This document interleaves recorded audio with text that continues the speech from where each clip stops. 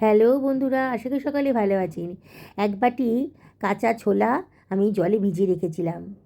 2-3 বার জল দিয়ে ভালো করে ধুয়ে ভিজিয়ে রেখেছিলাম। এক বাটি মটরও আমি ভিজিয়ে রেখেছিলাম।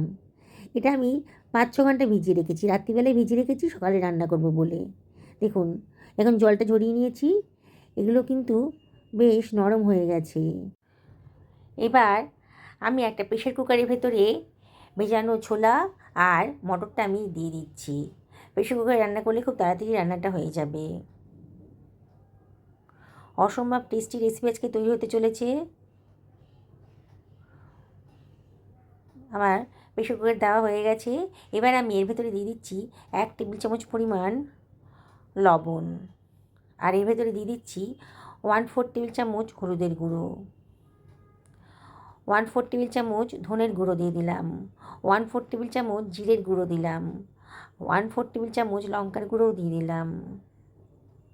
এবারে আমি এর ভেতরে দিয়ে দিচ্ছি 4টি আলু, মাঝারি সাইজের 4খানা আলু আমি এর ভেতরে দিয়ে দিলাম, খোসাটা ছাড়িয়ে দিয়ে দিলাম।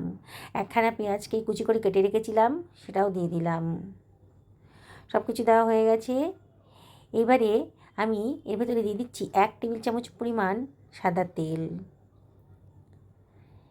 এবার গ্যাস ওভেনে এটা বসিয়ে দিচ্ছি, আর এর ভেতরে দিয়ে দিচ্ছি গরম জল। জলটা এমন করে দিলাম যাতে আলু আর ছোলা মটরটা পুরো ডুবে যায়। এবার সব কিছু খুব ভালো করে মিশিয়ে নিচ্ছি। প্রেশার কুকারের ঢাকনাটা দিয়ে দিলাম। এবারে আমি সিটিটা বসিয়ে দিচ্ছি, 2খানা সিটি হতে দেব। একটা ফ্রাই প্যান গরম করতে বসিয়ে দিয়েছি। একটা মশলা বানিয়ে নেব। এই জন্য কতগুলো শুকনো লঙ্কা দিয়ে দিলাম, 1 টেবিল চামচ গোটা জিরে দিলাম, 1 টেবিল চামচ গোটা ধনে দিলাম, আর কতগুলো গোলমরিচের দানাও দিয়ে দিলাম, এই 1/2 টেবিল চামচ মতন দিলাম, কতগুলো তেজপাতাও দিয়ে দিলাম। এবার শুকনো অবস্থাতে এগুলোকে আমি একটু ড্রাই রোস্ট করে নেব। যখন সুন্দর একটা গন্ধ বেরোতে শুরু করবে তখনই বুঝবেন যে এটা রোস্টটা হয়ে গেছে। গ্যাসের ফ্লেমটা লো টু মিডিয়ামে রাখবেন, আর অনবরত কিন্তু নাড়াচাড়া করতে হবে।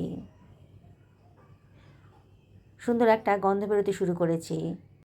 এবার গ্যাসের ফ্লেমটা অফ করে এই মশলাটাকে আমি ঠান্ডা করতে দেব। আমি একটা মাঝারি সাইজের পেঁয়াজ নিয়ে নিয়েছি। পেঁয়াজের খোসাটা বাদ দিয়ে পেঁয়াজটাকেও আমি কুচি কুচি করে কেটে নিচ্ছি। কাটা হয়ে গেছে। এবার একটা মিক্সার গ্রাইন্ডারের ভেতরে কুচানো পেঁয়াজটা আমি নিয়ে নিয়েছি।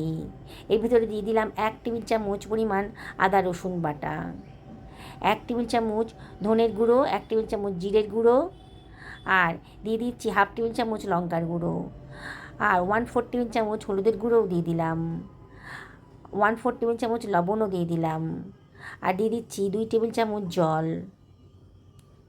আবারও একটা সুন্দর মশলার পেস্ট বানিয়ে নেব। দেখুন হয়ে গেছে। আর যে মশলাটা ড্রাই রোস্ট করে রেখেছিলাম সেটাও আমি মিক্সার গ্রাইন্ডারে দিয়ে দিচ্ছি। এর ভেতরে দিয়ে দিলাম খানিকটা কসুরি মেথি। দারুণ সুন্দর টেস্ট আসবে, গন্ধটাও দারুণ সুন্দর বেরোবে। এইবার আমি এটাকে গ্রাইন্ড করে নিচ্ছি। দেখুন বন্ধুরা, কত সুন্দরভাবে গ্রাইন্ডটা হয়ে গেছে এই ভাজা মশলাটা। ফ্রাই প্যানটা আবারও গরম করতে বসিয়ে দিয়েছি। এর ভেতরে দিয়ে দিচ্ছি 1.5 টেবিল চামচ পরিমাণ সর্ষের তেল।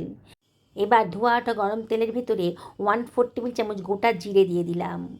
জিরে যখন চিরবির করে উঠেছে তার মধ্যেই দিয়ে দিলাম বেটে রাখা মশলার পেস্টটা। গ্রাইন্ডারটা ধুয়ে অল্প জলও দিয়ে দিলাম। দিয়ে সব কিছু আবারও খুব ভালো করে মিশিয়ে নিচ্ছি।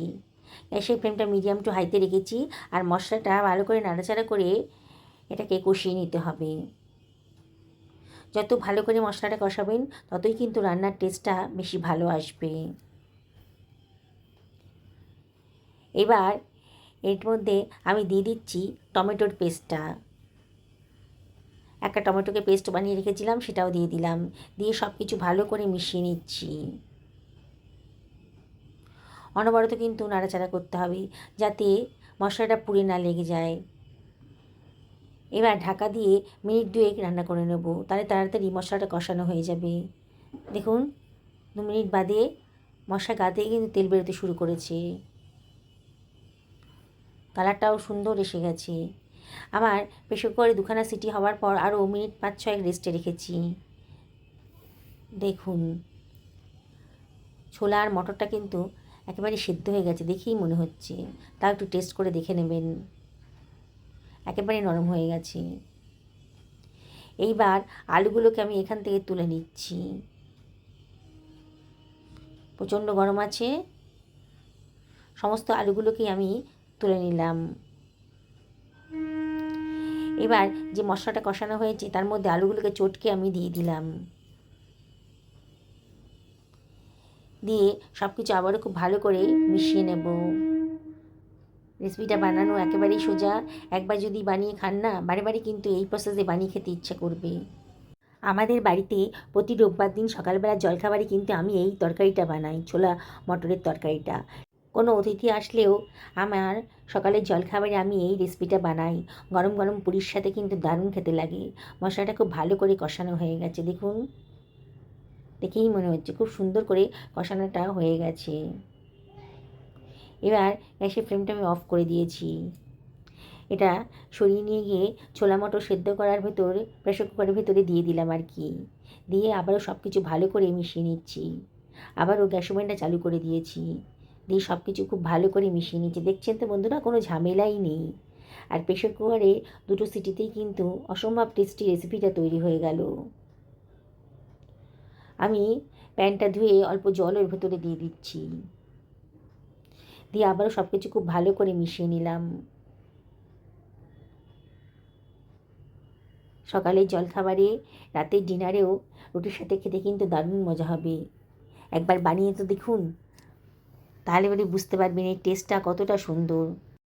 এর টেস্টটা দ্বিগুণ হয়ে যাবে যদি আপনি এই উপকরণটা দেন, একটুখানি তেঁতুলের পাল্প। অসম্ভব টেস্টি হবে। তেঁতুলটাকে জলে গুলে রেখেছিলাম, পাল্পটা বার করে নিয়েছি, দিয়ে দিলাম। কেটে রাখা, কুচি করে কেটে রাখা কাঁচা লঙ্কাও দিয়ে দিলাম।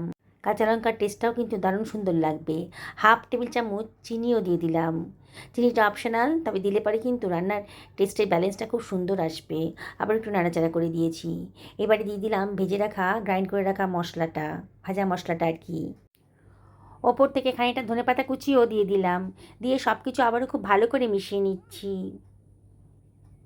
দেখছেন তো বন্ধুরা, অসম্ভব টেস্টি রেসিপিটা মাত্র 10 থেকে 15 মিনিটের মধ্যেই কিন্তু রেডি হয়ে যাবে।